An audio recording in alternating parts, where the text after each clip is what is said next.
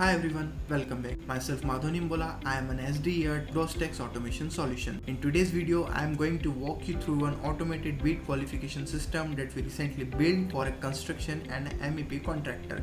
Now, if you are bidding on a public tender or private RFPs, you probably run into the same challenge. Opportunities come in constantly, each one carries a folder of documents and somebody on your team has to read all of it just to figure out whether you are even allowed to bid. So that's the problem our system solve. Let me share my screen. So this is the dashboard bid teams log into. As soon as you log in, you can see the total number of jobs scrapped, active keywords and sessions run today. And from here, the scrapper runs on a schedule, but if you want to trigger it manually, you can do that from here. And if you run the scrapper, you can run it on the basis of a particular keyword, or if you want to run for all, you can select it from here. Now if I click run from here, it will start running, and here I can see the status. Here it's currently running. For now, let's say if I want to stop the scrapper in the middle, I stop it from here, and I can see that the recent sessions also here, and if I want to add the keywords, let's say I want to add more keyword or want to search on the basis of a keyword, I can add it from here. And for the scrap data that we have scrapped in the past, we can access it from here. If I directly want to go on the source URL, I can go it from the links are also given here. It's also scrapped. I can fetch it from there. By clicking on a job, I can see all the scrap details from here. Now the data landed on Postgres based database, and from there so that's the intake side. Now let me show you what happens automatically once a job landed here. Every scrapped opportunity fires a webhook into the qualification workflow. It carries the title, closing date, location, issuing organization, contacts, and a link of the folder holding all the tender documents.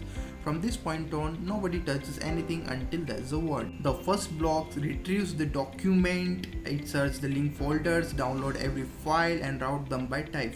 PDF go on one way and formats go another. Then each document goes through the extraction process. We are using a strict transaction prompt here, not a summarizer. Everything came out as word for word. Tables are preserved for structure markdown, and text sitting inside scan images gets captured too. The last part matters more than people expect, because bid packages are full of scanned addenda. All of that gets merged into one combined text box, so a 200-page tender package becomes a single readable record. Now here's the most interesting part, which is also our most time-saving part, which is the killer clause get. So now here is the part that saves the most time. The killer clause get. Before any scoring happens, the opportunity hits what we call the killer clause check.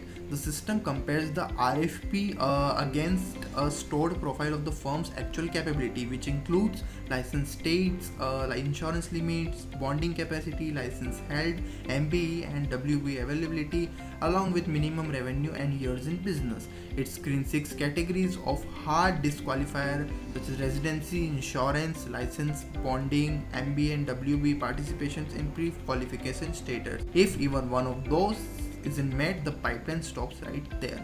The bid gets logged to a sheet marked as skilled, and a notification goes to the team. Nobody spends an afternoon reading the technical scope of a bid that firmly legally the firm legally can't submit. Now if there is no killer clause and the opportunity moves to the full scoring, an AI agent then rates the bid across 5 dimensions, and then code applies the weights.